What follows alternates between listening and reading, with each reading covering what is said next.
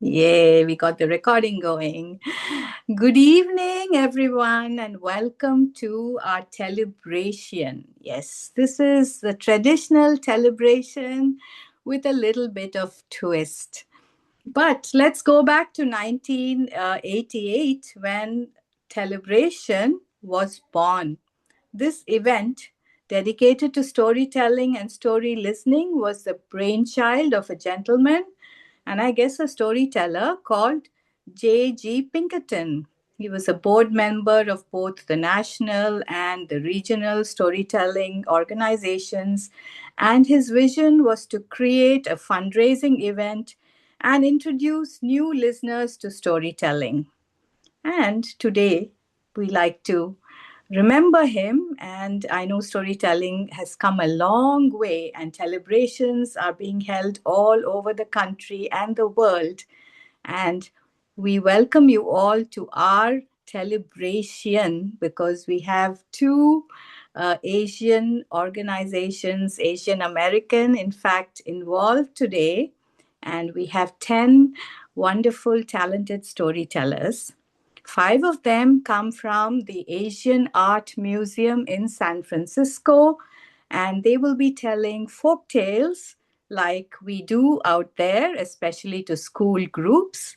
And the other five come from a group called AASIA, which is Asian American Storytellers in Action. And this group came about over 5 years ago, bringing Asian American storytellers together on Zoom. And we have been performing ever since. And it is my honor and privilege to belong to both these groups and welcome all these storytellers. So let's get started. Our first storyteller is Eleanor Clement Glass, who delights children throughout the San Francisco Bay Area with her animated and beautiful stories. And she is representing the Asian Art Museum today, though she also belongs to the other group, Asia. And she is not only a storyteller, but a teaching artist and a trainer par excellence because she just completed training of 38 new storytellers to join the core in the museum, along with a partner, Janie. Well, I asked all the tellers how they like to welcome fall and what they like about it. And she says that they have a tradition of Thanksmas in her home where they combine Thanksgiving and Christmas and they enjoy first a big Thanksgiving potluck. And then they move to another room decorated for Christmas and they have a beautiful gift exchange. So, Eleanor, go ahead and share your story with us. Thank you, Rupa. I'm so happy to be here with all of you. This story comes from one of the 7,000 islands of the Philippines. On one of those islands, there was a mountain with a little mountain village. And in that village, there was a terrible and terrifying creature who was called Odon the giant. Now, Odon the giant was huge. If you look up to the ceiling, your own ceiling, and you thought about him walking down your room, there would be a huge, greasy, dirty mark on the ceiling because he was that tall. And he had a big, bushy beard that was dirty and filled with insects that were using his beard to nest in. Now, one thing that Odon the giant loved to do more than anything else was to crush and to stomp, bump, bump, bump, anything that was smaller than he was. Now, this terrified all of the inhabitants of the village, from the human beings all the way down to the tiniest little insects. Everyone was fearful if they heard him stomping around that they might get crushed or stomped. Well, one day, a little decoy bird who was part of the village had had enough. Now, if you look at your thumb, That little decoy bird was smaller than your thumb and covered with beautiful feathers of yellow and green and blue and purple and green. And when she fluttered her wings, broop, broop, broop, it was like a little rainbow blur.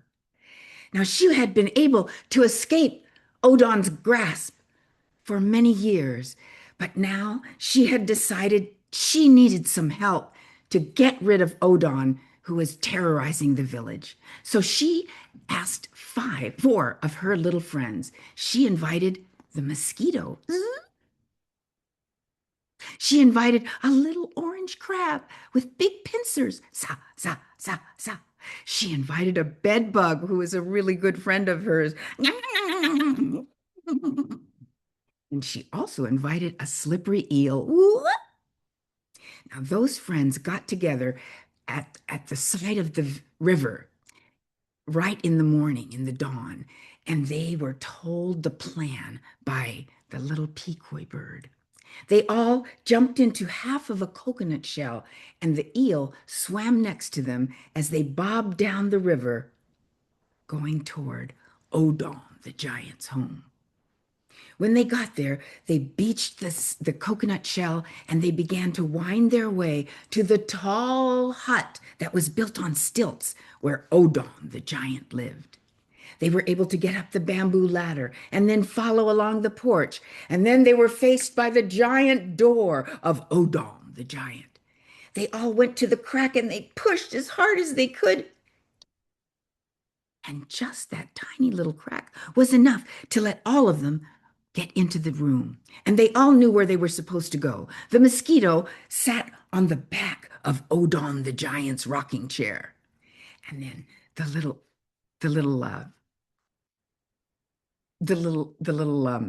bed bug went, of course, to the bed and snuggled into the covers.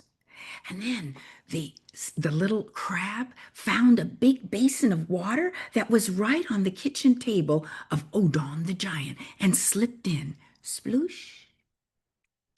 The little eel wound herself up and went right by the door of Odon the giant's hut.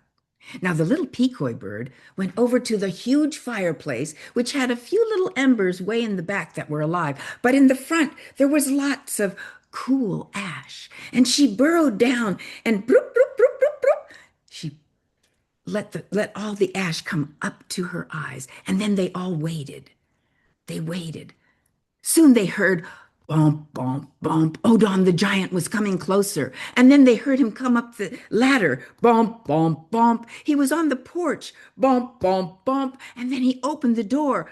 Ah! Now, Odon the giant was absolutely exhausted from crushing and stomping, bump, bump, bump, anything that was smaller than he was. So he just fell into his rocking chair and started to rock. Oh, now who was on the rocking chair? That's right, it was the little mosquito who went to work.